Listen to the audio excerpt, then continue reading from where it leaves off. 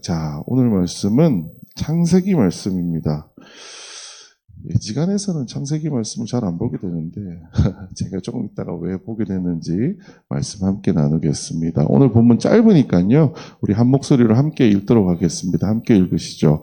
시작. 하나님이 지으신 그 모든 것을 보시니 보시기에 심히 좋았더라.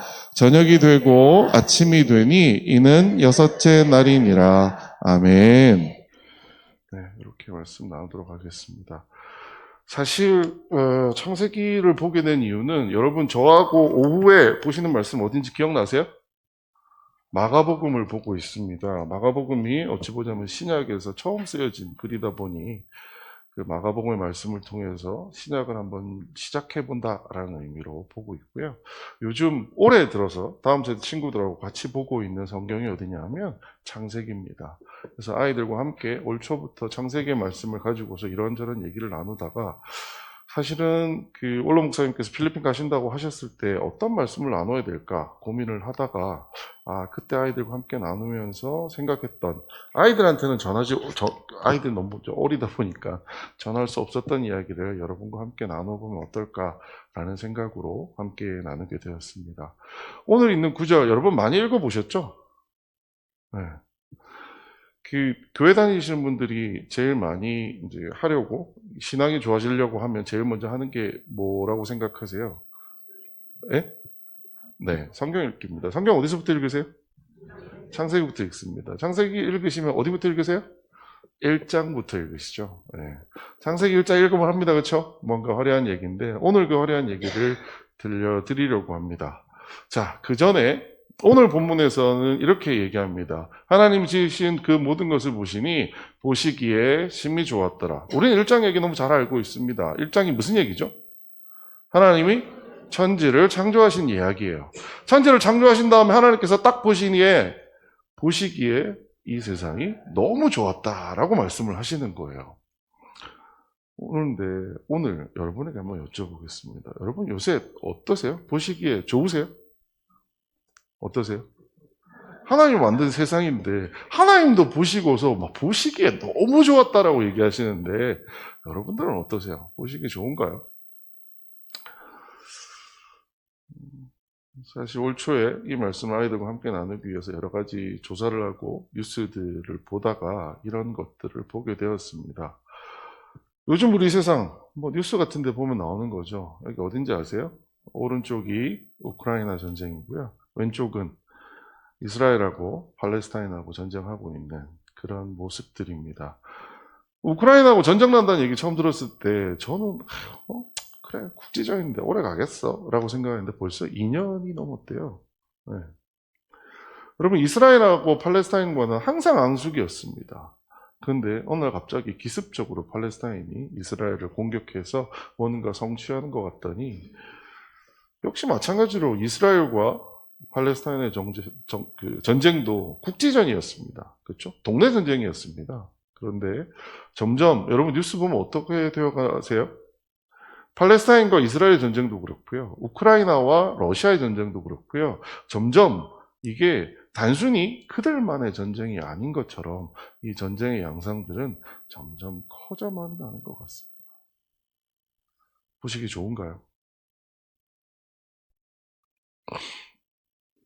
올겨울에 유독 뭐가 많이 왔죠? 비가 많이 왔습니다. 사실 저는 한국에서 살 때, 한국에 있으면서는 그런 걸 잘 몰랐어요. 지리 시간에나 배웠지. 한국은 겨울에 건조하고, 여름에 우리는 뭐가 많이 와요? 비가 많이 옵니다. 제가 처음 독일 갔을 때, 독일에서 깜짝 놀란 게요. 길을 가는데 갑자기 길이 컴컴해져요. 그래서 저는 그게 터널인 줄 알았습니다. 터널이 아니고요. 눈이 왔는데, 길을 만들기 위해서 눈을 옆으로 이렇게 치운 거예요. 근데 쌓은 눈이 한 3m는 되겠더라고요. 독일은, 그러니까 유럽은 겨울에 눈이 많이 오는 것입니다. 지리 시간에 배웠어요. 왜 그런지. 지금은 잘 기억은 안 나지만, 유럽은 겨울에 눈이 많이 오는 것이고, 대한민국은 언제 비나 눈이 많이 와요? 여름에 오는 곳이에요. 근데 올겨울 들어서는 유독 겨울에 비가 많이 옵니다. 근데 우리가 이게 이상해요? 안 이상해요? 여러분 요새는 안 이상한 것 같아요. 왜냐하면 정상이 없어요. 전 세계 기후 뉴스를 보면은요, 다 너무 이상합니다. 비 한 방울 안 넣어둔 곳에서 눈이 오지를 않나. 기후의 문제는 점점 더 심각해져 가는 것 같습니다.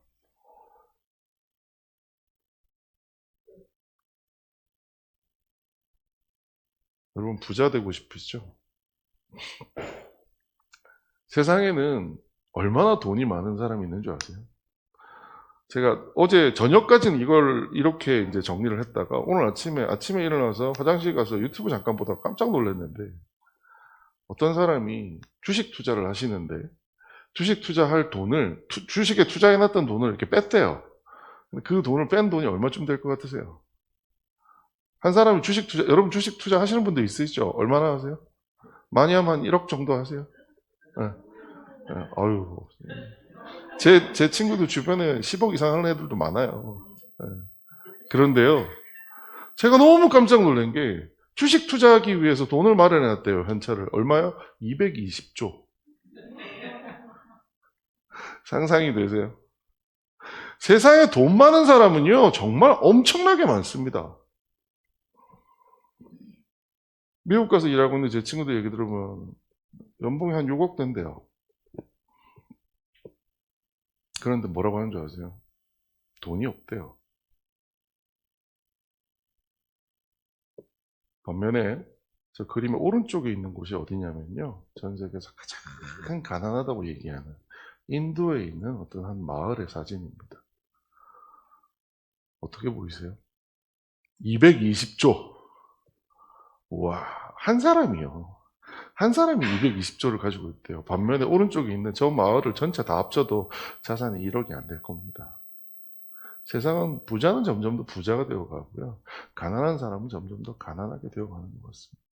그런데 놀라운 것은요, 부자들은요, 아무리 돈을 많이 가져도 모자라대요. 6억의 연봉을 받고 있는 친구가 돈이 없어서 죽고 싶대요. 여러분, 이게 상상이 되세요? 보시기에 좋은가요? 그 6억을 연봉 받고 있는 친구가 1억만 떼가지고 저 오른쪽에 있는 인도에다가 1년에 1억씩만 갖다 주면요, 저 마을에 있는 사람은 매일마다 그를 신처럼 떠받들면서 살 겁니다. 근데 우리 그렇게 하나요? 못합니다. 안 합니다. 이런 모습을 보면 보시기에 좋았다? 보기에 그닥 좋지 않은 것 같습니다. 자, 뭐 이런 거는 남의 나라 얘기니까요. 그렇다고 한번 해보죠. 근데 우리로 한번 돌아와 볼까요? 우리나라는 저 어렸을 때까지만 해도 이제 대한민국 점점 부자 되어 가서 이제 부자 되면 대한민국은 그냥 최고의 나라가 될 거야 라고 다들 얘기하셨어요. 저희 아버지도 그랬고요. 여기 계시는 많은 분들이 그 과정을 읽어내기 위해서 얼마나 힘들고 어렵게 사셨어요. 요즘은 5시면 돼도 땡 하고 집에 가는 판에, 여러분 옛날 야근하면 몇 시까지 하셨어요? 퇴근이라는 걸 했나요? 퇴근하면서 인사가 그거였습니다. 좀 이따 봬요. 퇴근하면서 좀 이따 봬요. 왜요? 잠깐 집에서 눈만 붙이고 바로 나올 거니까요. 요즘 우리나라 여러 가지 지표들을 볼 때마다 깜짝깜짝 놀라는데요. 제일 가장 크게 요즘 이슈가 되고 있고, 저도 요즘 가장 크게 보고 있는 이슈 중에 하나는 이겁니다. 연도별 합계 출산율이라는 거예요. 여러분, 합계 출산율이 뭔지 아세요? 여자 한 명이 태어나서 죽을 때까지 몇 명의 아이를 낳느냐라는 이야기입니다. 여러분, 여자가 아이를 낳는다라는 이야기는 혼자서 낳을 수 있어요? 처녀가 잉태하여 아이를 낳았나요? 아닙니다. 아이를 낳으려면 기본적으로 남편이 있어야 됩니다. 그렇죠? 2명이서 아이를 낳게 되는데요. 2명이서 하나를 낳는다라고 하더라도 어떻게 되나요? 인구는 줄어듭니다. 그렇죠? 근데 2명이서 하나이만 낳아도 정말 줄어들 판인데, 이제 지금 몇 명이에요? 0.78명입니다. 이것도 지금 깨진대요. 여자분이 한 분 태어나면 한 명도 아이를 낳지 않습니다. 왜 그럴까요? 이렇게 겉을 놓고 보면 마치 무슨 여자들의 문제인 것 같이 얘기를 하지만, 왜 아이를 안 낳을까요? 간단합니다. 결혼을 안 합니다. 신문에 이런 게 나왔다고요? 현실은 전쟁인데 결혼은 꿈 같은 이야기다. 10명 중 몇 명이 미혼이라고요? 8명이 미혼이랍니다. 34살 밑으로 80%가 미혼이랍니다. 제가 기억하기로 저희 아버지가 제가 28살 때부터 닥달하기 시작하셨던 것 같아요. 너 노총각 된다! 저는 다행히 30살에 결혼했습니다. 그런데요, 34살 밑으로 80%가 미혼이랍니다. 옆에 지금 막 이 얘기 나오니까 뜨끔뜨끔 하시고 막, 아우, 목사님 저 얘기 왜 하지? 라는 분들 막 계실 거예요. 네. 근데요, 그들의 얘기를 들어보면 그럴만도 합니다.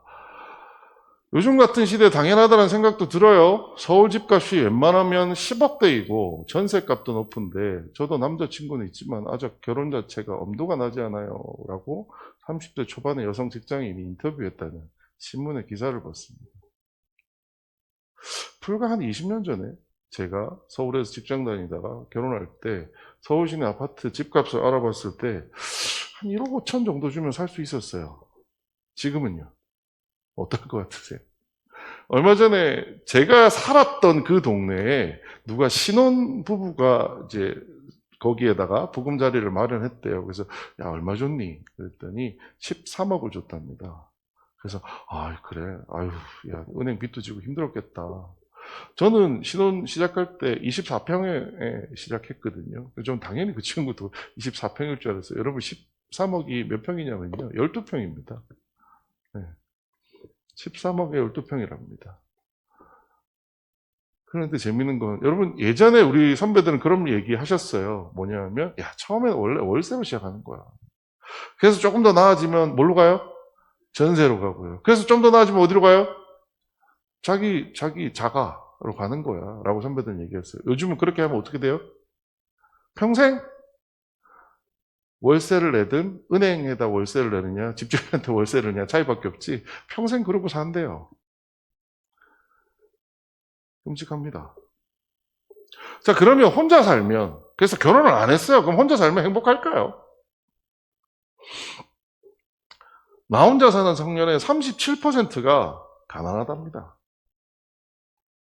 저는 이 친구들에 대해서는 너무나 잘 알고 있습니다. 왜요? 제가 지금 직장 생활을 하다 보니 저희 회사에 신입사원을 몇 명씩 뽑았거든요. 근데 그 신입사원들을 만나서 얘기해보면 그래요. 다 어디서 왔냐? 야, 니네 집 어디냐? 그러면 3명 중에 1명 정도는 집이 지방입니다. 서울에 연고가 없어요. 그럼 서울에 와서 뭘 구해야 돼요?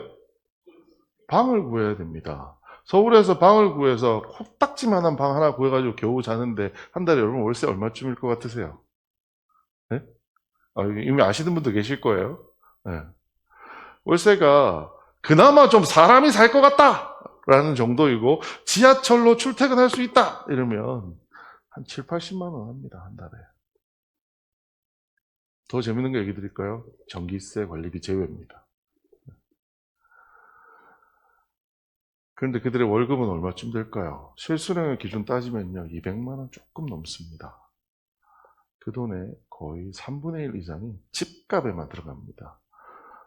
여러분 요즘 서울 시내에서 직장 다니는 사람들이 점심 한 끼 먹으려면 얼마쯤 들 것 같으세요? 점심. 저는 예전에 한동안 이렇게 도시락 싸고 뭐 이렇게 다니다 보니까 외식을 잘 안 했었는데 요즘에 이제 친구들하고 밥 먹을 일이 있어가지고 밖에 나갑니다.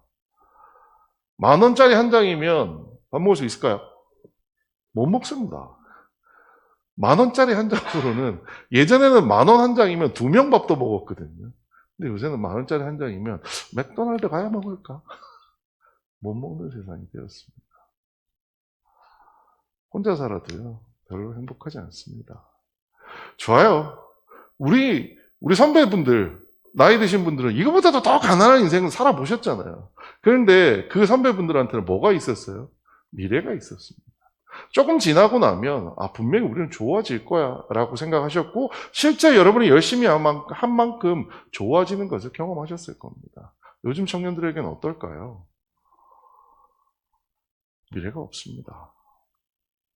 40만 명의 청년들이 일 없이 쉬었다고 합니다. 물론 어떤 분들은 이런 얘기 하세요. 일하기 싫으니까 그렇지. 어? 일할 의지가 있으면 일할 자리가 없겠어. 뭐. 네.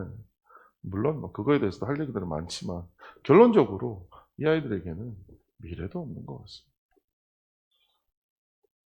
출산율의 문제에서 출발해서 지금 문제까지 올 때까지 여러분 보시면 이건 단순히 여자들이 아이를 낳기 싫어서 안 낳는다 문제 이런 문제가 아닙니다.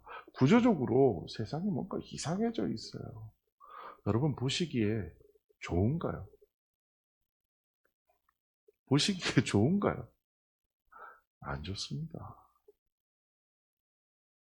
자, 먹고 사는 문제는 그렇다 한번 해보죠. 먹고 사는 문제는 그래요. 왜요? 아까도 말씀드렸지만 우리는 먹고 살면서 이런 문제들은 지금보다도 훨씬 가난한 시절을 잘 헤쳐나왔기 때문입니다. 근데 그 당시 우리가 그 시절을 잘 헤쳐나올 수 있었던 이유는 뭘까요? 그때 가난한 우리들은 하나였습니다. 하나의 생각으로 열심히 같이 잘 살자고 애를 썼습니다. 우리 선배분들이 살아오셨던 인생들을 가만히 복귀해보고 생각해보면은요, 항상 한 방향을 향해서 달려왔던 것이 그랬던 것 같아요. 그런데 요즘은 어떠세요? 그리고 그 시절을 우리 생각해보면, 사골세 빵에서 막 7명이 뻑짝거리고 살아도 행복했다. 뭐 이런 얘기들 여러 어르신들이 하시는 얘기 들었습니다. 어떨까요? 요즘도 비슷하게 뭐 힘들다고 얘기하지만 그 안에서도 우리는 행복을 누릴 수 있지 않을까요? 안타깝지만 대한민국은 이제 더 이상 하나가 아닌 것 같습니다. 대한민국은 전 세계 3위의 갈등 공화국입니다. 하나가 되기는커녕요 싸움하기 바쁜 게 대한민국의 오늘 추세입니다. 하나가 되어서 현재 우리가 가지고 있는 문제를 해결하자고 난리를 쳐도 시원찮을 판에 하나로 좌로 우로 남자로 여자로 어른과 아이로 나뉘어져 가지고 서로 못 잡아먹고 산다. 전 세계에서 얘기하는 갈등 제1이 어디냐? 멕시코고요. 두 번째가 이스라엘 전쟁하는 데입니다. 그 다음에 어디라고요? 대한민국입니다. 보시기에 좋은가요? 그닥 좋지 않은 것 같습니다. 자, 그럼 교회는 어떨까요? 교회는 그래도 좀 괜찮을까요? 물론 설문이긴 합니다만 여러분 과거에는 대한민국이라는 사회를 하나로 묶어주고 대한민국이 하나로 달리게끔 하는 데 있어서 교회가 역할을 했을까요? 안 했을까요? 굉장히 큰 역할을 했습니다. 예전에 설교하면서도 말씀드렸지만 그 당시에는 대통령들이 세상이 힘들어지고 어려워지면 누구를 찾아와요? 목사님을 찾아왔습니다. 그래서 성도들을 통해서 대한민국의 하나가 될 수 있게끔 도와달라고 목사님들을 찾아오곤 했었습니다. 그런데 최근 설문에는 이런 결과가 나왔습니다. 갈등 공화국이 되었던 대한민국을 하나로 통합하는 역할을 해야 될 것이 누군가요? 라고 물었을 때 1등이 정부입니다. 그럴만하죠. 이건 그럴 수 있는 얘기라고 봅니다. 자, 그런데 여러분, 종교단체가 어디에 있는지 보이세요? 종교단체가 정부, 국회, 언론, 기업, 교육계, 시민단체, 노조, 법조계, 그 다음에 종교단체가 있습니다. 이제 세상은 교회에게 뭔가를 기대하지 않습니다. 어떠세요? 보시기에 좋은가요? 한 해를 시작하며 아이들과 창세기를 읽어 나가면서 제 마음을 너무 힘들게 만들었던 게 뭐냐 하면 하나님은 참 보시기에 좋았더라라고 말씀하셨던 이 세상을 그 세상이 왜 이렇게 되었을까라는 한탄이 나왔습니다. 그리고 제 마음 어딘가에는 저에게 이렇게 말하는 것 같았습니다. 이미 임계값이 넘었어. 무슨 말이에요? 회복 안 된다고요. 끝났다고요. 이제 기회 없다고요. 여러분 어떻게 생각하세요? 우리에게 더 기회가 있을까요? 우리 오늘 평안하게 주일날 이렇게 예배 드리러 와서 이 자리에 앉아 있으니까 뭔가 다 회복될 것 같잖아요. 근데 실제 세상에서 얘기하는 수많은 지표들이나 세상이 돌아가는 거 여러분 한번 보세요. 나아질까요? 전 올해 아이들과 이 말씀을 나누면서 차마 아이들한테는 말할 수 없었던 얘기였던데, 야, 이러다가 그냥 끝난 거 아닐까? 라는 생각을 할 수밖에 없었습니다. 그래서 저에게는 다시 묵상하기는 창세기 1장이 훨씬 더 의미가 있었던 것 같아요. 제가 묵상했던 창세기 1장 여러분과 함께 오늘 다시 한번 읽어볼 텐데요. 자, 창세기 1장, 여러분 1장 1절은 웬만한 교회 다니는 사람들은 다 외우죠. 자, 외우시는 분, 외우셔도 되고 잘 못 외우시는 분은 앞에 보고 읽으셔도 됩니다. 창세기 1장 1절 뭐라고 적혀있는지 같이 한번 읽어보겠습니다. 시작. 태초에 하나님이 천지를 창조하시니라. 태초에 하나님이 천지를 창조하시니라. 이게 기독교가 종교가 된 가장 큰 이유입니다. 태초에 하나님이 뭘 하셨다고요? 창조하셨다라는 거예요. 창조라는 이야기가 뭘까요? 창조의 반대말이 뭘까요? 카피했다라는 겁니다. 모방했다는 거죠. 그런데 하나님은 어떻게 하셨다고요? 창조하셨다라는 겁니다. 하나님 고유의 능력으로 창조하셨다라고 하는 것이 오늘 얘기입니다. 하나님 뭘 창조하셨을까요? 여러분 첫째 날 기억나세요? 뭐 창조하셨을까요? 여러분 요즘 챗 GPT라고 들어보셨어요? 인공지능이라는 애가 있습니다. 인공지능이라는 애한테 제가 뭐라고 얘기를 했냐면 성경 창세기 1장에 나오는 첫째 날 창조를 한번 그려줘봐 라고 했어요. 그랬더니 이렇게 그려주더라고요. 여러분 첫째 날 하나님 뭘 창조하셨다고요? 빛을 창조하셨습니다. 우리 같이 한번 읽어보겠습니다. 시작. 땅이 혼돈하고 공허하며 흑암이 깊음 위에 있고 하나님의 영은 수면 위에 운행하시니라. 하나님이 이르시되 빛이 있으라 하시니 빛이 있었고 빛이 하나님 보시기에 좋았더라. 하나님이 빛과 어둠을 나누사 하나님이 빛을 낮이라 부르시고 어둠을 밤이라 부르시니라. 저녁이 되고 아침이 되니 이는 첫째 날이라. 하나님께서 빛이 있으라고 얘기를 했더니 빛이 있는 상태가 낮이 되고요. 빛이 없는 상태가 밤이 되었다라고 얘기합니다. 여러분 그럼 둘째 날은 뭘 창조하셨을까요? 기억나세요? 둘째 날을 탁 했더니 또 인공지능한테 물어봤습니다. 야, 둘째 날 창조하신 거 한번 그려줘봐 했더니 이렇게 그려줍니다. 뭘까요? 성경 표현은 궁창이라고 나오죠. 궁창을 만드셨고요. 물을 궁창 위에 물, 여기 보면 위에 뭐예요? 구름 보이시죠? 구름이 뭐예요? 물입니다, 물. 그래서 궁창 위의 물과 밑에는 뭐예요? 바다. 궁창 아래의 물로 나누셨다라고 되어 있습니다. 우리 같이 한번 읽어보겠습니다. 시작.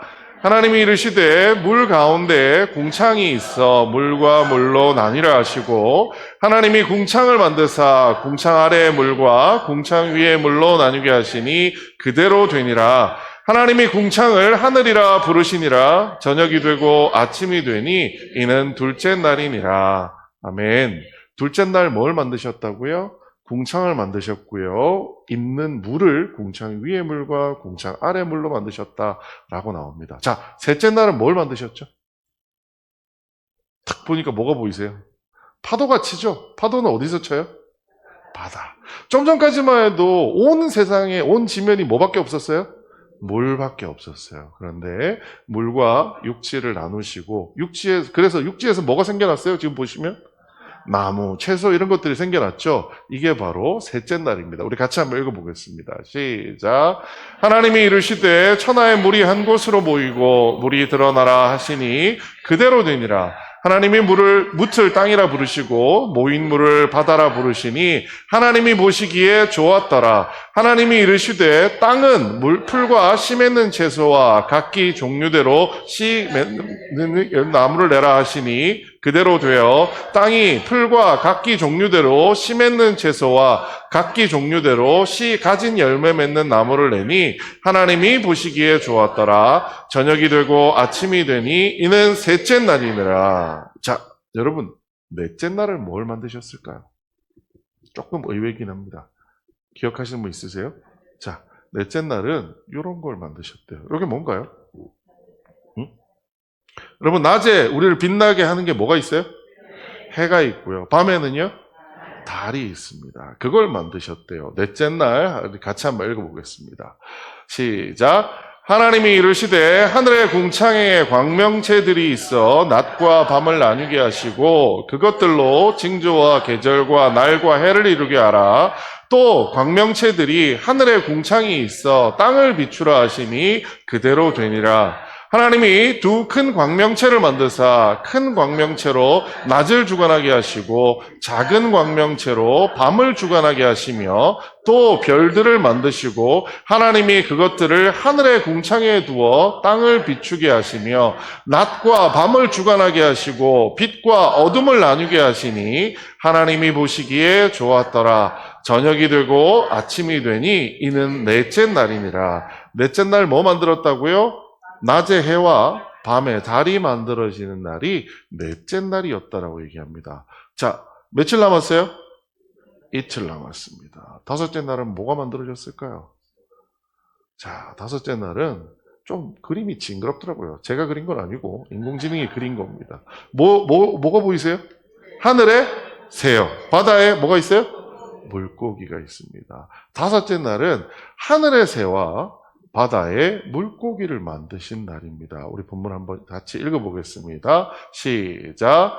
하나님이 이르시되 무들은 생물을 번성하게 하라. 땅 위에 하늘의 궁창에는 새가 나르라 하시고 하나님이 큰 바다 짐승들과 물에 번성하여 움직이는 모든 생물을 그 종류대로 날개 있는 모든 새를 그 종류대로 창조하시니 하나님이 보시기에 좋았더라.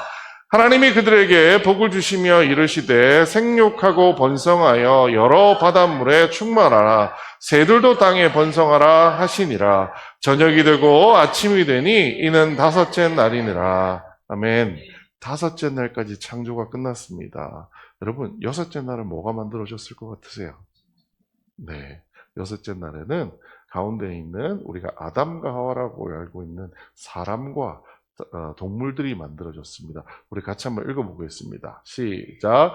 하나님이 이르시되 땅은 생물을 그 종류대로 내되 가축과 기는 것과 땅의 짐승을 종류대로 내라 하시니 그대로 되니라. 하나님이 땅의 짐승을 그 종류대로 가축을 그 종류대로 땅에 기는 모든 것을 그 종류대로 만드시니 하나님이 보시기에 좋았더라. 하나님이 이르시되 우리의 형상을 따라 우리의 모양대로 우리가 사람을 만들고 그들로 바다의 물고기와 하늘의 새와 가축과 온 땅과 땅에 기는 모든 것을 다스리게 하자 하시고 하나님이 자기 형상 곧 하나님의 형상대로 사람을 창조하시되 남자와 여자를 창조하시고 라고 해서 사람과 동물들을 만드셨던 것이 여섯째 날이라고 합니다. 자, 그런데 여섯 번째 날은요, 창조만 하신 게 아니라 창조된 것들에 뭐를 하시냐 하면 질서를 부여하는 모습이 있습니다. 어떤 질서인지 여러분 기억나세요?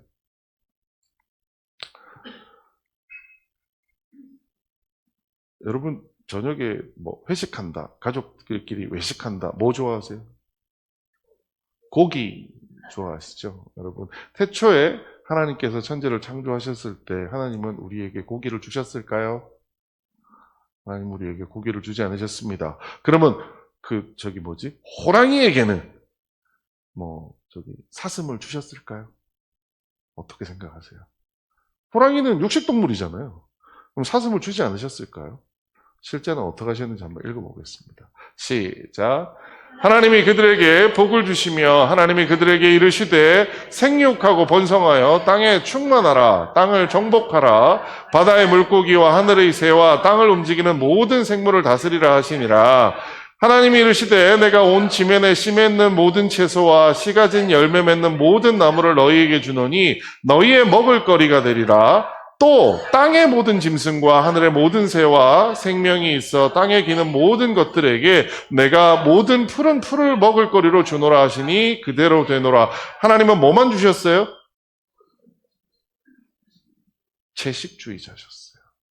하나님은 사람에게도 풀과 열매를 먹으라고 했고요. 호랑이 사자한테도 뭐 먹으라고요? 풀 뜯어먹고 살라고 했어요. 처음에 창조하셨을 때는. 세상에 하나님께서 여섯째 날 만드신 게 동물하고 사람인데요. 그 이후에 하나님은 이 땅을 운영하는 질서를 만드셨습니다. 첫 번째 질서가 뭐냐? 누구에게 이 모든 것을 다스릴 권한을 주셨어요?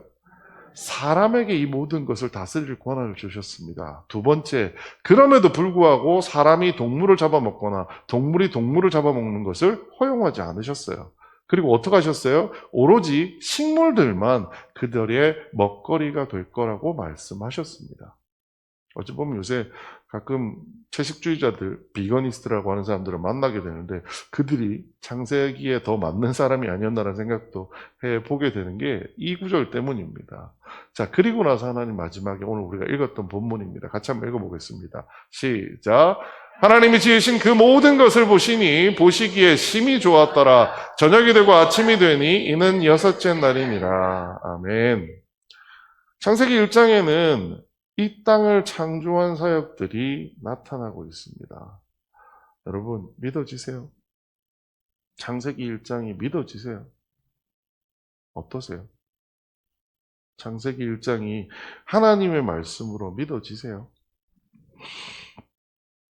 그러면 제가 여러분께 한번 여쭙겠습니다. 여러분, 하나님께서 만드신 게 뭐예요? 하나님이 창조하신 게 뭐예요?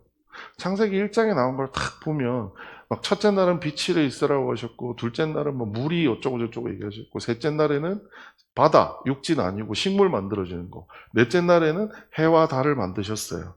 다섯째 날에는요. 하늘의 새들과 바다의 물고기들 만드셨어요. 여섯째 날은요. 동물과 사람을 만드시고 질서를 부여하셨습니다.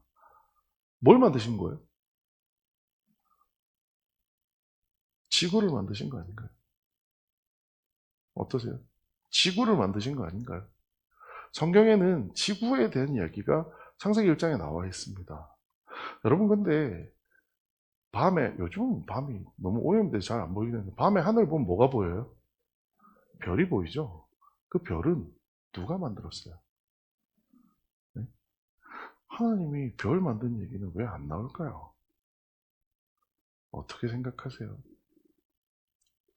사실 여러분은 너무 믿음이 좋으셔서 창세기 1장이 그대로 믿어지신다고 말씀을 하지만 세상의 많은 크리스찬들조차도 창세기 1장이 너무너무 이해하기 어렵다라고 얘기합니다. 제일 첫 번째 비견한 예를 말씀드릴까요? 자, 첫째 날 빛이 있으라고 하고 하나님께서 뭘 만드셨다고 얘기하셨어요? 낮과 밤을 만드셨어요. 여러분 오늘 생각해 보죠. 낮과 밤이 생기는 건 뭐 때문에 생기는 거예요? 우리는 과학적으로 이미 알잖아요. 낮엔 뭐가 있어요? 태양이 있어요. 밤에는 태양이 없는 거예요. 그리고 달이 뜨는 거죠. 그런데 창세기에는 첫째 날에 밤과 낮이 있었다라고 얘기를 하면서 실제 태양과 달이 만들어진 건 몇째 날이에요? 넷째 날에 만드셨어요. 이건 어떻게 이해해야 될까요? 사실 창세기 1장에 있는 이런 많은 얘기들은 수많은 과학자들로부터 도전을 받았습니다. 그래서 창세기를 성경에 있는 그대로 이해하려고 하는 과학자의 부류들이 있었습니다. 그 사람들을 창조과학자라고 불렀습니다. 그리고 제가 어렸을 때, 한 중학교 때까지만 해도 그 창조과학을 하시는 분들이 여러 교회나 지역에도 오셔가지고 강의하시는 걸 많이 들었어요. 그때 저도 그 강의를 듣고 많이 감명을 받았던 기억이 납니다. 그런데 이제는 과학이 너무 많이 발전을 했어요. 그래서 그분들이 과학으로 아무리 설명하려고 해도 이 창세기 1장은 합리적으로는 창세기 1장이 설명해 두지 않는 것들이 너무 많습니다. 그런데 오늘 그런 얘기를 하자고 하는 건 아니고요. 오늘 진짜 좀 여러분하고 나눠보고 싶은 이야기는 창세기 1장에 나오는 거는 여러분 수금, 지화, 목토, 천, 해, 명 들어보셨어요? 이게 태양계 행성들입니다. 수성, 금성, 지구, 화성, 목성, 토성, 천왕성, 해왕성, 명왕성. 자, 명왕성은 이제 태양계의 행성이 아닙니다. 빠져나갔어요. 네. 태양의 인력을 이제 안 받게 됐으니까. 그러면 나머지 도대체 수성, 금성 이거는 누가 만들었어요? 여러분 이건 누가 만들었을까요? 하나님 말고 다른 신이 있어서 그분들이 이 다른 행성을 만들었을까요? 아니요. 저는 분명하게 믿고 있는 것은 하나님은 천지를 창조하셨습니다. 천지가 뭐예요? 우리가 땅에 발을 딛고 있는 땅도 만드셨지만 우리가 바라보고 있는 저 하늘도 만드셨다는 거예요. 그 하늘을 쫙 확대해 보면 뭐가 나와요? 우주가 나옵니다. 그런데 우리는 너무 창세기 1장을 보면서 지구만 생각을 해요. 제가 이분 얘기를 실명을 밝히면서 얘기를 하는 게 맞을까 뭐 여러 가지 고민을 했어요. 왜냐하면 아직도 신학계 안에는 여러 이분에 대한 평가들이 엇갈립니다. 하지만 오늘 여러분한테 한번 소개시켜 드리고 싶어요. 왜냐하면 제가 아까 시작했던 그 문제를 이분의 이야기로 굉장히 은혜 받으며 해결할 수 있었거든요. 자, 기독교인 천문학자가 말하는 과학적인 천지 창조라고 하는 게 뭘까요? 어떤 얘기를 할 수 있을까요? 우리는 창세기 1장에서 첫째 날 빛이 있으라고 얘기하고 막 이런 이야기들을 합니다. 그리고 그게 성경에 쓰여 있으니 그게 천지 창조의 전부다라고 생각한다는 거죠. 그런데요, 실제 하나님께서 만들어 놓으신 이 세계를 실제 한번 보자는 겁니다. 하나님은 말씀을 통해서도 우리에게 계시하시지만 일반 계시, 자연을 통해서도 우리한테 계시하고 계십니다. 실제 그 하나님이 만드신 게 무엇일까요? 자, 우리 간단하게 태양계 얘기 한번 해보죠. 여러분 실제 이렇게 생겼대요. 태양이 이렇게 큽니다. 알고 계셨어요? 실제 크기를 축소해서 이 모양으로 만들어 놓은 거예요. 요게 지구입니다. 보이나요? 보이지도 않죠? 그 다음에 수성, 금성, 지구, 화성, 목성. 요새 뭐 사람들이 간다 어쩐다라고 얘기하는 게 화성 여기 있습니다. 네. 그 다음에 목성, 토성, 천왕성, 해왕성이 있어요. 태양계 맨 끝에 뭐가 있어요? 해왕성. 옛날에 명왕성이었는데 명왕성 밖으로 나갔고 해왕성이 있습니다. 제가 매주마다 창원에 내려올 때 뭘 타고 올까요? KTX 타고 옵니다. 그렇죠? KTX가 빠를까요? 안 빠를까요? 꽤 빠릅니다. 그렇죠? 자, 그 KTX를 타고 해왕성을 간다라고 한번 가정을 해보죠. 그러면 여러분 얼마나 걸릴 것 같으세요? 그 빠른 KTX를 타고 해왕성을 갑니다. 얼마나 걸릴까요? 그렇죠. 많이 걸립니다. 근데 대충 얼마나 많이? 네? 상상이 되세요? 이것도 역시 인공지능한테 물어봤습니다. 얼마나 걸리니? 라고 했더니 답을 딱 주는데요. 얼마나 걸리냐면요. 1684년 정도가 걸린답니다. 1700년 정도가 걸린대요. 상상이 되세요? KTX 타고 해왕성 가려면요. 1700년이 걸린답니다. 해왕성이 얼마나 멀리 있는지 아시겠어요? 아시겠죠? 자, 그런데 이게 해왕성이 진짜 멀리 있어요. 이 얘기 말씀드리려고 한 게 아니에요. 여기서 진짜 우리가 알아야 돼요. 지금부터 우리가 설명하는 하나님께서 창조하신 이 우주를 이해하기 위한 거리의 개념이 하나 생겨야 되는데요. 자, 우리가 KTX를 타고 1700년 가야지 도달할 수 있는 해왕성까지 거리를 여러분 빛이 가면 빛의 속도 들어보셨어요? 빛의 속도. 빛의 속도로 가면 얼마나 걸릴까요? KTX를 타고 가면 1684년이 걸리는데 빛으로 가면은요. 빛의 속도로 달려가면 4시간 걸린답니다. 여러분, 빛이 얼마나 빠른지 상상이 되세요? 빛이 얼마나 빠른지 상상이 되세요? 자, 그 엄청나게 빠른 빛이 1년 동안 가는 거리를 우리는 뭐라고 얘기를 해요? 1광년이라고 얘기합니다. 1년 동안. 저렇게 KTX 타고 1700년을 가야 되는 거리를 단 4시간 만에 주파할 수 있는 그 빛이 1년 동안 가는 거리. 여러분 상상이 되세요? 그런 거리라는 게 있을까요, 세상에? 자, 그게 1광년입니다. 아시겠죠?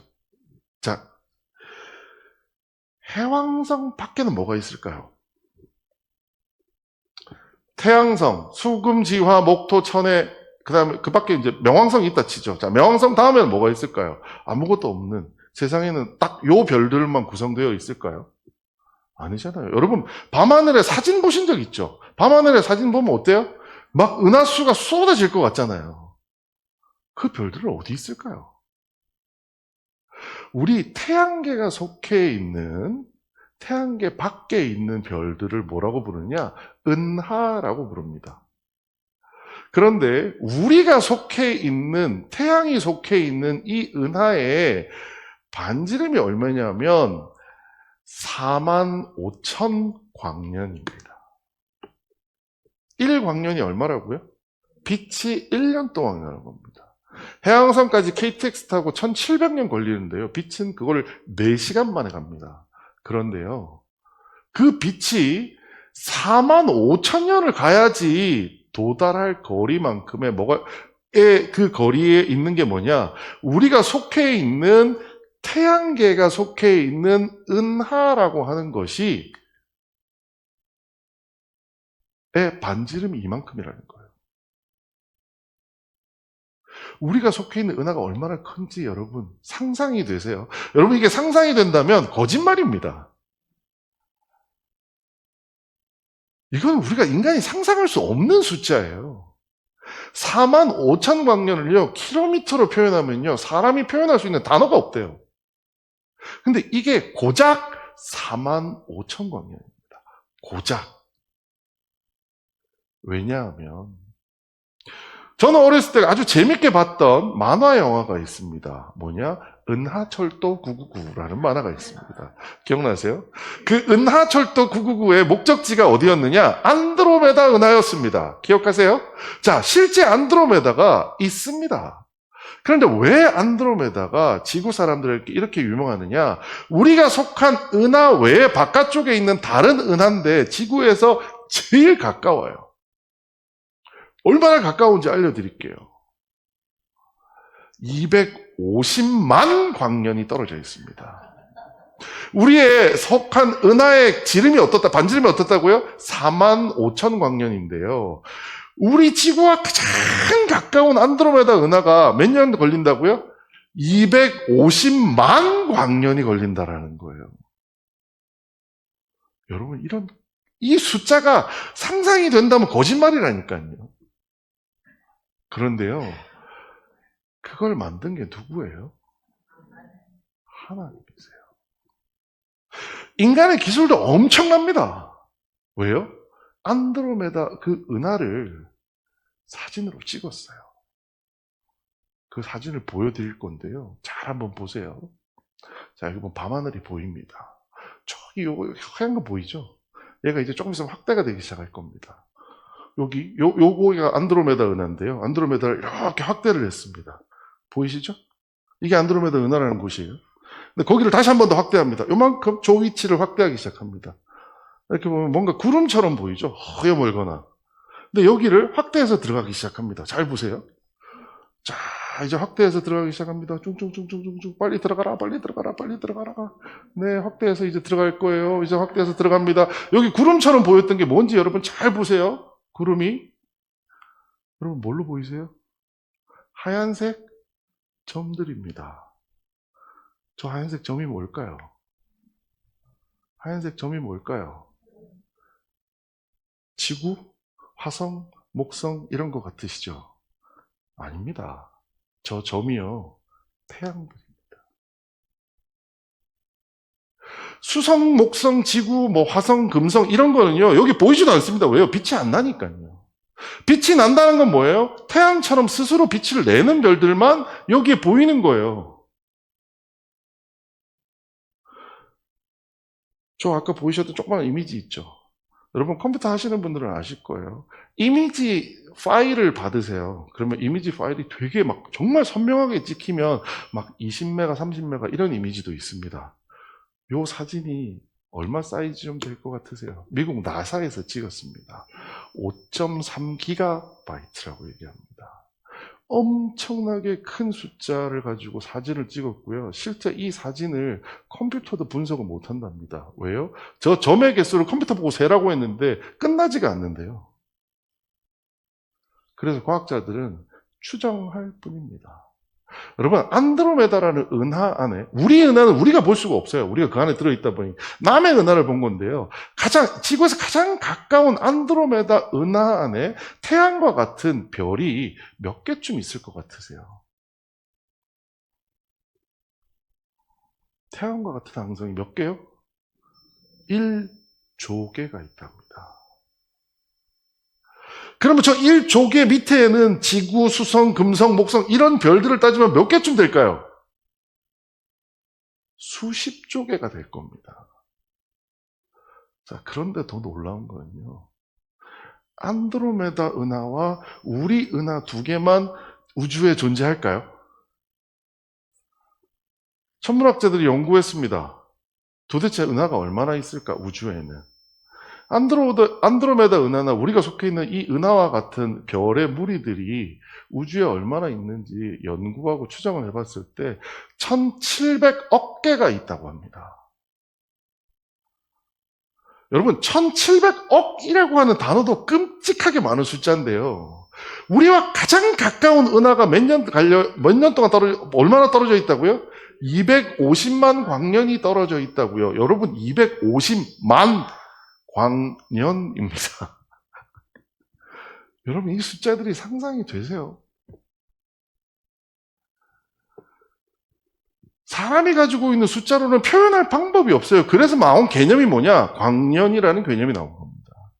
엄청나게 빠른 빛이 달려가도 250만 년이 걸릴 것 같은, 여러분, 250만 년, 말이 250만 년이지 사람이 몇 년 살아요?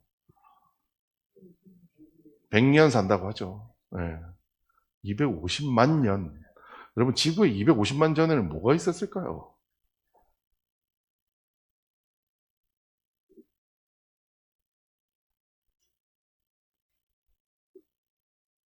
여러분, 하나님이 만드신 천지가 어떤 건지 조금 실감이 되세요? 우리가 창세기 1장을 통해서 물론 은혜롭게 창세기에서 지구를 창조하셨다는 이야기를 들을 때 그 자체도 대단합니다. 그리고 그 안에서 사람을 특별히 고르셔서 만드셨다고 하는 것도 대단해 보입니다. 하지만요, 저는 하나님이 태초에 뭘 만들었다고요? 천지, 모든 것을 만드신 분입니다. 그 모든 것이 뭐라고요? 지금에 있는 이 온 우주가 하나님의 작품이라는 겁니다. 그 안에 지구는 여러분 얼마나 작은지 한번 상상해 보세요. 저렇게 엄청나게 큰 우주 안에서 지구는 얼마나 작아요? 상상할 수 없이 작습니다. 여러분, 그런데 그 지구 안에서 하나님은 뭐를 만드셨어요? 바다와 육지를 가르시고 식물을 만드시고 하늘을 나는 새를 만드시고 바다의 물고기를 만드시고 그리고 무태 동물도 만드시고, 하지만 특별히 하나님께서 그 엄청난 우주를 만드시면서 딱 한 존재한테만 특별한 것을 허락한 것이 있습니다. 그게 뭐냐? 같이 한번 읽어볼까요? 시작. 하나님이 이르시되 우리의 형상을 따라 우리의 모양대로 우리가 사람을 만들고 그들로 바다의 물고기와 하늘의 새와 가축과 온 땅과 땅에 기는 모든 것을 다스리게 하자. 하나님이 이르시되 뭐대로요? 우리의 형상을 따라 우리의 모양대로 만들어진 게 뭐예요? 이 엄청난 우주 안에서 딱 한 존재가 하나님을 닮았습니다. 그 하나님을 닮은 게 누구라고요? 사람입니다. 그리고 하나님은 그 사람을 만드신 다음에, 그리고 하나님 보시기에 우리가 생각하기에는 그 엄청난 우주 안에 정말 보잘것없는 요만한 손톱에 때만도 못한 그 지구를 보시면서 하나님은 뭐라고 얘기하셨다고요? 보시기에 힘이 좋았다라고 얘기하신다는 거예요. 여러분, 사람이 어떤 존재인지 상상이 되세요? 물론 지구를 만들면서 하나님의 형상을 닮은 사람을 만들었다는 얘기를 할 때에도 은혜가 됩니다만, 하나님께서 만드신 이 세상이 얼마나 큰지 천문학자가 얘기해주는 저 숫자들을 보고 나니까요, 누가 더 대단해 보여요? 저는 사람이 대단해 보이기 시작합니다. 첫 번째 사람이 대단한 이유는요, 하나님이 이렇게 기가 막히게 보기 좋게 만든 거를 여기에 있는 어느 누구도 보기 좋다고 말을 못할 지경으로 망쳐놓은 것도 누구의 작품이에요? 사람의 작품이에요. 하지만 하나님은 그런 사람들에게 또 한 번 기회를 주십니다. 우리 이 부분 같이 한번 읽어보겠습니다. 시작. 너희는 다시 무서워하는 종의 영을 받지 아니하였고 양자의 영을 받았으므로 아바 아버지라 부르짖느니라. 더 이상 우리는 구약 시대처럼 하나님 앞에서 짐승을 죽여서 그 피를 가지고 우리의 죄를 용서받아야 되는 그런 존재가 아닙니다. 이제 하나님을 우리는 뭐라고 부른다고요? 아버지라고 부를 수 있는 존재가 되었다라는 거예요. 여러분, 우리 아버지가 삼성의 이병철이면 그것만 해도 여러분 좋지 않으시겠어요? 그런데요, 이 온 우주를 만든 게 누구시라고요? 하나님이세요. 우리가 못할 게 있을까요? 오늘 오후에 그 말씀 또 나누기를 또 하겠지만 우리에게 못할 일 없습니다. 하나님께서는 아무리 우리가 망쳐놓더라도 아무것도 없는 데에서 이 멋진 걸 만드신 분이 누구예요? 처음 만드신 분이 하나님이세요. 그렇다면 이거 회복시키는 거 가능할까요? 불가능할까요? 저는 일도 아니라고 생각합니다. 언제 그게 가능해요? 우리가 하나님의 모습과 하나님의 형상을 회복할 때 가능해진다는 겁니다. 우리가 죽고 나서 한 번 죽음 이후에 심판이 있다고 얘기를 하는데 그 심판대 앞에서 하나님의 형상이 회복된 자들만 모여 사는 그곳이 진짜 우리가 처음 창세기 1장이 얘기했던 하나님이 보시기에 심히 좋았더라라는 그 세상이 될 거라고 믿습니다. 그게 뭐예요? 그게 바로 우리가 얘기하는 구원입니다. 여러분, 구원은 별다른 거 아닙니다. 여러분, 어떤 기도 제목을 가지고 어떤 고민들을 가지고 교회에 나오시나요? 오늘 오전에 우리는 그런 사소한 일들, 물론 여러분에게 지금 너무나 중요하겠지만 그것은 너무나도 사소한 일들이에요. 왜요? 하나님이 창조하신 이 우주를 생각해 보면은요, 너무너무 큽니다. 너무너무 크고 엄청난 이 우주를 없던 것에서 만들어내신 것이 하나님이십니다.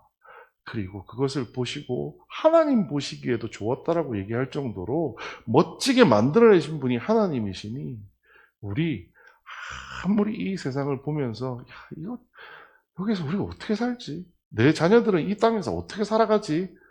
이제 이런 고민 내려놓고 우리는 뭐 하면 돼요? 아버지, 도와주세요. 아버지, 원래대로 회복해 주세요. 라고 기도하면 하나님은 분명히 우리가 생각지도 못한 방법으로 우리의 필요들과 우리의 문제들을 해결해 주실 거라고 믿습니다. 여러분도 다 믿으시죠? 그런 믿음을 가지고 살아가는 한 주 되시기를 주님의 이름으로 부탁드리겠습니다. 기도하겠습니다. 사랑이 많으신 아버지 하나님을 감사합니다. 하나님, 우리가 가지고 있었던 천지 창조에 대한 지경이 넓혀지게 해주시니 감사합니다. 하나님, 저는 이 땅, 지구를 만드신 것이 하나님이라고 생각했습니다. 그런데 오늘 여러 과학자들의 이야기를 통하여 살펴보니 도무지 우리가 상상할 수도 없이 이 어마어마한 세상을 창조하신 것이 하나님이심을 알려주시니 감사합니다. 하지만 더 감사한 것은 그 어마어마한 우주 안에서 보잘것 없었던 사람을 하나님의 모양대로, 하나님의 형상대로 만드셔서 여기까지 오게 해주시니 너무나 감사합니다. 그리고 우리를 불러 감히 하나님을 섬기는 자들이 아닌 하나님을 향하여 아버지라고 부를 수 있는 양자의 영을 부어주신 것을 다시 한번 감사드립니다.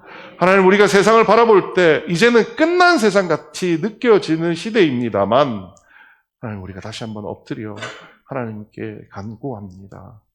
아버지 하나님, 우리를 불쌍히 여기시고, 아버지 하나님, 우리 눈에 보기에도 아름답지 않은 이것들이 다시 한번 하나님 보시기에 심히 좋았던 모습이 회복될 수 있도록 주님 인도하시고 붙잡아 주시옵소서.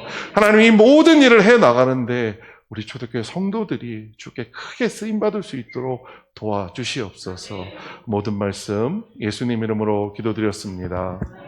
지금은 우리 주 예수 그리스도의 은혜와 하나님 아버지의 크신 사랑과 성령님의 감동 감화하심과 충만 역사하심이 이 우주 속에서, 어마어마한 그 우주 속에서도 유일하게 하나님의 형상을 닮게 만들어져서 이 세상을 다시 한번 회복시키는 것을 목도하게 될 초대교회 그리고 조국교회 모든 성도들 머리 위에 영원토록 함께 있을지어다.